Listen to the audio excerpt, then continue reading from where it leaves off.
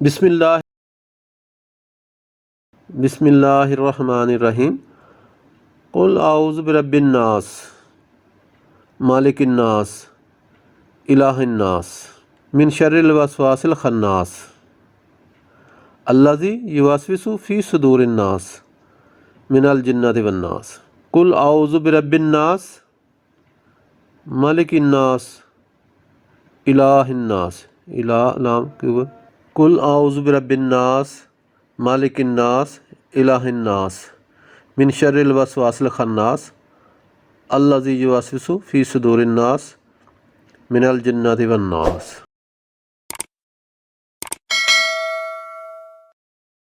یہ سورہ ناس جو ہے یہ مکی صورت ہے اور اس میں 6 آیتیں ہیں۔ بسم اللہ الرحمن الرحیم۔ شروع کرتا ہوں اللہ تعالیٰ کے نام سے جو بڑا مہربان اور نہایت ہی رحم کرنے والا ہے۔ کل، یہاں پہ بھی رسول پاک صلی اللہ علیہ وسلم سے مخاطب ہے اللہ تعالیٰ۔ کل اعوذ برب الناس، تو آپ کہہ دیجئے، کل کا مطلب کہہ دیجئے، کہہ دو یا کہہ دیجئے یا کہیے، یہ مختلف طریقے سے لکھا، لیکن ادب سے اگر آپ نام لیں گے تو جو ہے آپ کہہ دیجئے۔ کئی لوگ کہہ دو بھی کہہ دیتے ہیں، لیکن چونکہ رسول پاک صلی اللہ علیہ وسلم مخاطب ہے تو اس میں ادب سے ہی اس کو پڑھا جائے گا۔ کسی بھی جگہ پہ پچھلی صورت میں بھی آپ کہہ دیجئے، کل آپ کہہ دیجئے اعوذ برب الناس، میں پناہ مانگتا ہوں برب الناس، لوگوں کے رب کی، یعنی آپ کہہ دیجئے کہ میں لوگوں کے پروردگار کی پناہ میں آتا ہوں یا پناہ طلب کرتا ہوں۔ مالک الناس، جو کہ لوگوں کا مالک بھی ہے، مالک الناس یعنی لوگوں کا رب بھی ہے، برب الناس، مالک الناس، اور وہ لوگوں کا مالک ہے، اس کی بھی میں پناہ مانگتا ہوں جو کہ لوگوں کا مالک ہے۔ الہ الناس، جو لوگوں کا معبود ہے، یعنی اللہ تعالیٰ کی یہ صفات ہے کہ وہ رب بھی ہے، مالک بھی ہے اور الہ بھی ہے، یعنی ہم اس کی عبادت کرتے ہیں اس کی۔ تو آپ کہہ دیجئے کہ میں لوگوں کے رب کی پناہ مانگتا ہوں، لوگوں کے مالک کی پناہ مانگتا ہوں اور لوگوں کے معبود کی پناہ میں آتا ہوں۔ من شر الوسواس، من شر، شر سے، من شر الوسواس الخناس، وسوسہ ڈالنے والا، من شر وسوسہ ڈالنے والے کے شر سے، من شر الوسواس جو کہ وسوسہ ڈالتا ہے اس کے شر سے، الخناس اور پیچھے ہٹ جاتا ہے، یعنی شیطان جو ہے وہ پہلے انسان کے دماغ میں وسوسہ ڈالتا ہے اور پھر وہ پیچھے ہٹ جاتا ہے، یعنی ساتھ ساتھ نہیں رہتا بلکہ وسوسہ ڈال کے پھر پیچھے ہٹ جاتا ہے۔ وسوسہ ڈالنے والے، پیچھے ہٹ جانے والے کے شر سے پناہ مانگتا ہوں۔ الذی یوسوس، الذی جو اسی کو مخاطب ہے، الذی یوسوس فی صدور الناس، جو کہ لوگوں کے سینوں میں وسوسہ ڈالتا ہے، دلوں میں، سینوں میں، صدور سینوں میں، جو کہ وسوسہ ڈالنے والے اور پیچھے ہٹ جانے والے کے شر سے پناہ طلب کرتا ہوں۔ لوگوں کے دلوں میں وسوسہ ڈالتا ہے، من الجنۃ والناس، چاہے وہ خواہ وہ جنوں میں سے ہو یا انسانوں میں، یعنی ہر طرح کے جو بھی ہے، چاہے وہ جنوں میں شیطان ہو یا انسانوں میں سے وسوسہ ڈالنے والا ہو، تو میں دونوں کے شر سے اپنے رب کی، لوگوں کے رب کی، مالک کی اور لوگوں کے معبود کی پناہ میں آتا ہوں۔ تو آپ کہہ دیجئے کہ میں لوگوں کے رب کی پناہ میں آتا ہوں، پناہ طلب کرتا ہوں،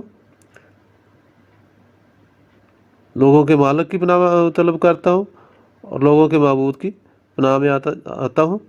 من شر الوسواس الخناس، وسوسہ ڈالنے والے کے شر سے اور پیچھے ہٹ جانے والے سے،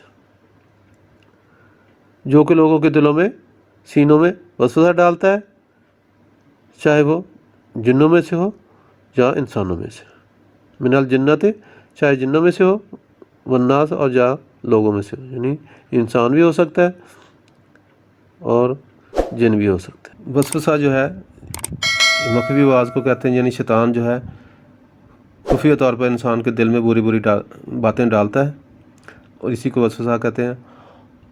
اور الخناس جو ہے یہ شیطان کی صفت ہے، یعنی کھسک جانے والا، یعنی یہ بات کر کے انسان کو دو لوگوں لڑا دیتا ہے، جب کوئی اس کے کان میں کوئی وسوسہ ڈال کے خود غائب ہو جاتا ہے. تو اس لیے الخناس کا مطلب ہے کھسک جانے والا.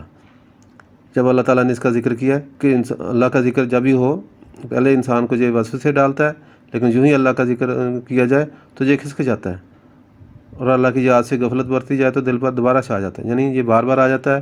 جب اللہ کا ذکر ہو تو یہ کھسک جاتا ہے. یوں ہی فرشتے یا کوئی چیز نظر آتی ہے، اللہ کا ذکر ہوتا ہے تو یہ وہاں سے کھسک جاتا ہے. تو اس لیے اس کا خاص طور پہ یہ الخناس جو ہے یہ شیطان کی صفت ہے. وسوسہ ڈالنے والوں کی دو قسمیں ہیں. اس میں اللہ تعالیٰ نے ذکر کر دیا کہ شیطان ہے. علاوہ ہر انسان کے ساتھ ایک شیطان جو ہے اس کا ساتھی ہوتا ہے جو اس کو گمراہ کرتا رہتا ہے. تو چنانچہ حدیث میں بھی آتا ہے کہ جب نبی صلی اللہ علیہ وسلم نے یہ بات فرمائی تو صحابہ نے رضی اللہ تعالیٰ نے پوچھا کہ یا رسول اللہ صلی اللہ علیہ وسلم کیا وہ آپ کے ساتھ بھی ہے؟ تو آپ صلی اللہ علیہ وسلم نے فرمایا ہاں میرے ساتھ بھی ہے، لیکن اللہ نے اس پر میری مدد فرمائی ہے اور شیطان جو ہے میرا مطیع ہو گیا، مجھے خیر کے علاوہ کسی بات کا حکم نہیں دیتا. اسی طرح حدیث میں آتا ہے کہ نبی صلی اللہ علیہ وسلم اعتکاف فرما تھے کہ آپ صلی اللہ علیہ وسلم کی جوزہ جو ہے حضرت صفیہ رضی اللہ تعالیٰ آپ سے ملنے آئی. رات کا وقت تھا. آپ صلی اللہ علیہ وسلم نے چھوڑنے کے لیے ان کے ساتھ گئے. رات کا وقت تھا. راستے میں دو انصاری صحابی وہاں سے گزرے تو آپ صلی اللہ علیہ وسلم نے انہیں بلا کر فرمایا کہ رکو، یہ میری اہلیہ صفیہ بنت حیی ہے. انہوں نے عرض کیا یا رسول اللہ صلی اللہ علیہ وسلم آپ کی بابت ہمیں یعنی کہ آپ کے متعلق ہمیں کیا بدگمانی ہو سکتی ہے؟ تو آپ صلی اللہ علیہ وسلم نے فرمایا یہ تو ٹھیک ہے، لیکن شیطان جو ہے انسان کی رگوں میں خون کی طرح دوڑتا ہے.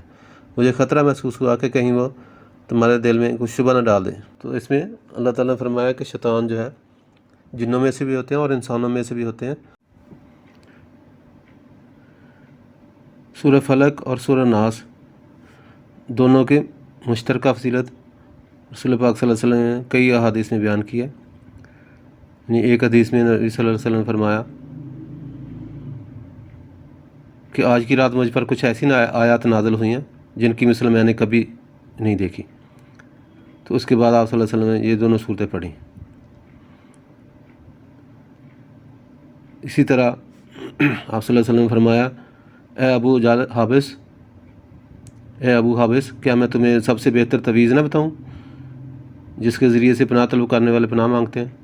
انہوں نے عرض کیا ہاں رسول اللہ صلی اللہ علیہ وسلم ضرور بتلائیے. تو آپ صلی اللہ علیہ وسلم نے دونوں صورتوں کا ذکر کر کے فرمایا یہ دونوں معوذتان ہیں. نبی صلی اللہ علیہ وسلم انسانوں اور جنوں کی نظر سے پناہ مانگا کرتے تھے.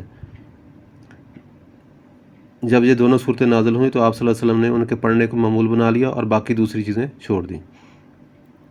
اسی طرح حضرت عائشہ رضی اللہ تعالیٰ فرماتی ہیں کہ جب آپ صلی اللہ علیہ وسلم کو کوئی تکلیف ہوتی تو آپ یہ دونوں صورتیں پڑھ کر اپنے جسم پر پھونک لیتے. جب آپ صلی اللہ علیہ وسلم کی تکلیف زیادہ ہوگی تو میں یہ صورتیں پڑھ کر آپ صلی اللہ علیہ وسلم کے ہاتھوں کو برکت کی امید سے آپ کے جسم پر پھیرتے تھے.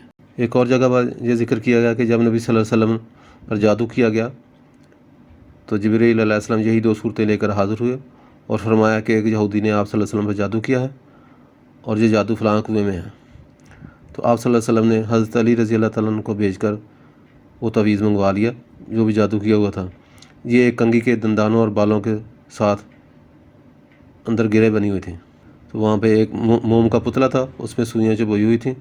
تو جبرائیل علیہ السلام کے حکم کے مطابق آپ صلی اللہ علیہ وسلم ان دونوں صورتوں میں سے ایک ایک آیت پڑھتے جاتے اور اس کی گرہ کھلتی جاتی اور سوئی نکلتی جاتی، حتیٰ کہ ایک ایک کر کے ساری گرہیں بھی کھل گئیں اور سوئیاں بھی نکلیں اور آپ صلی اللہ علیہ وسلم صحیح طرح ٹھیک ہو گئے جیسے کوئی شخص جکڑ بندی سے آزاد ہو جائے. ایک اور جگہ پہ ذکر ہے کہ آپ صلی اللہ علیہ وسلم کا یہ معمول بھی تھا کہ رات کو سوتے وقت سورہ اخلاص اور یہ دونوں صورتیں سورہ ناس سورہ فلق جس کو معوذتین کہتے ہیں یہ پڑھ کر اپنی ہتھیلیوں پر پھونکتے اور پھر پورے جسم پر مل لیتے.